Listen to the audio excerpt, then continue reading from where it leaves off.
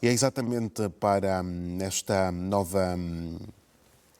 era de aproximação entre a China e o Reino Unido que vamos olhar as medidas provisórias para retomarem estas relações. Como é que podem aqui ser encaradas por nós? É um bom passo de reaproximação diplomática entre a China e o Reino Unido, depois de uma tensão diplomática tinha vindo a ser registrada, sobretudo como consequência da guerra ucraniana. Como também disseste bem, é a primeira visita em 5 anos, o que pode dizer aqui que o governo do Reino Unido estará muito interessado em consolidar esses laços diplomáticos para fins, até que se pode dizer, econômicos. Por uma razão muito particular, porque nesta altura o Reino Unido, com a saída da União Europeia, precisa de expandir o seu mercado de comércio, de importação e de exportação dos seus serviços, e a China é um dos principais parceiros comerciais que tem. Os dados mostram que não é, os volumes de negócios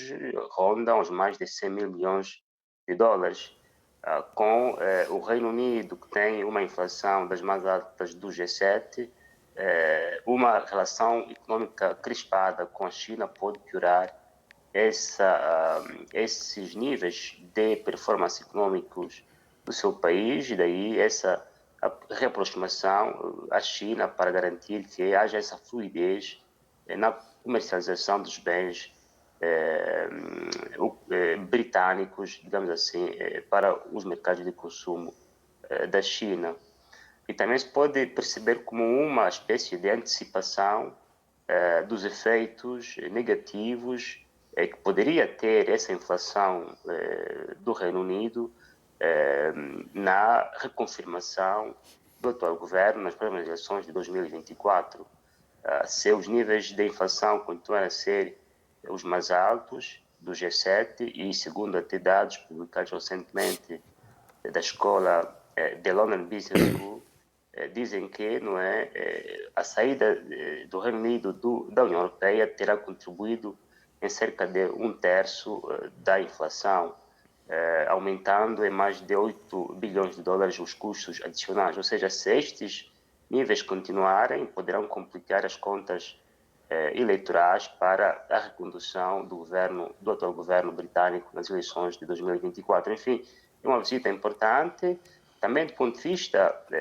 dos ganhos da China, assinala-se aqui o facto de o ministro das Relações Exteriores britânico ter reconfirmado o compromisso do Reino Unido em relação à política de uma só China, dando, digamos assim, uma alfada de ar fresca à China em como o Taiwan, né, não pode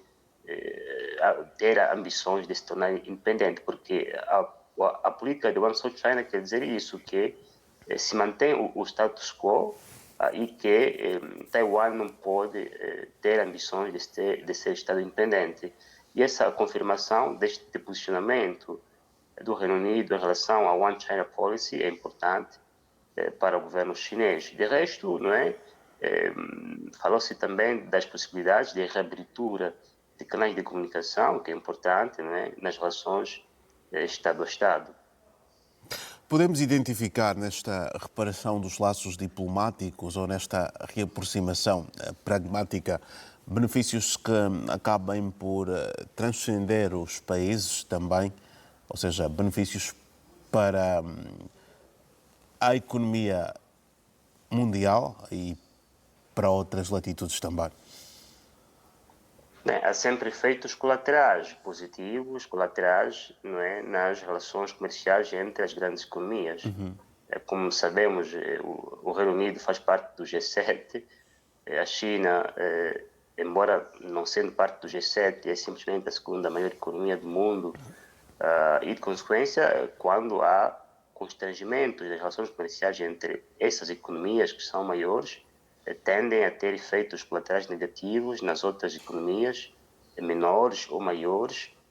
por questões de privacidade, ou seja, por questões de proximidade ou até de externalidades dessas economias, porque os Estados não fazem só relações entre si. Muitas vezes, não é? Por exemplo, em componentes tecnológicas, um Estado pode contribuir com um elemento, outro Estado pode contribuir com outro elemento. Por exemplo, na questão dos telefones, o Reino Unido pode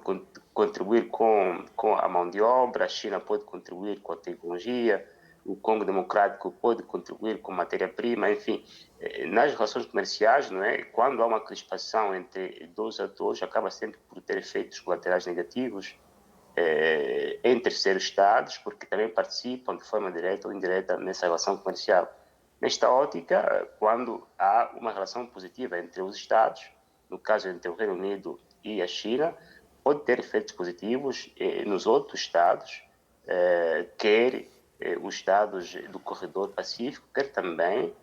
do ponto de vista dos estados do G7, porque pode indicar que a China é um parceiro fiável, que a sua economia continua a ser vibrante e que o seu mercado continua a ser atrativo e, de consequência, se o Reino Unido fortalece essas relações comerciais com a China, também os outros estados do G7 o podem fazer, se não mesmo os outros estados do G20. Enfim, há esses efeitos colaterais positivos e, de consequência, é um bom sinal que o Reino Unido tenha dado esse passo para mostrar que, e como também disse o próprio ministro das Relações Exteriores, que não se pode isolar a China, porque há essa apetência de separar-se da China para diversificar-se aos outros mercados, para evitar o risco da dependência da importação dos bens que esses países têm. Se ele diz que separar-se dela seria um risco, é porque terão feito um estudo de viabilidade, de custos e oportunidades, e chegaram a essa conclusão. Enfim, é um dado positivo. Esperemos que isso não seja apenas uma estratégia pré-eleitoral, e a ver, vamos, no próximo governo, que durará eventualmente 5 anos, se esta tendência de reaproximação com a China se manterá. E também do lado da China é importante, porque com o fim das restrições de Covid, com a retoma da sua atividade comercial e industrial a grande passo,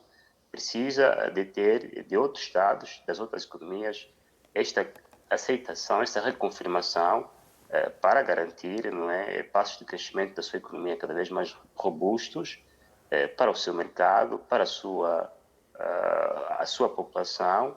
e, eventualmente, para fazer com que ela possa atingir o tão ambicionado primado de ser a primeira economia mundial.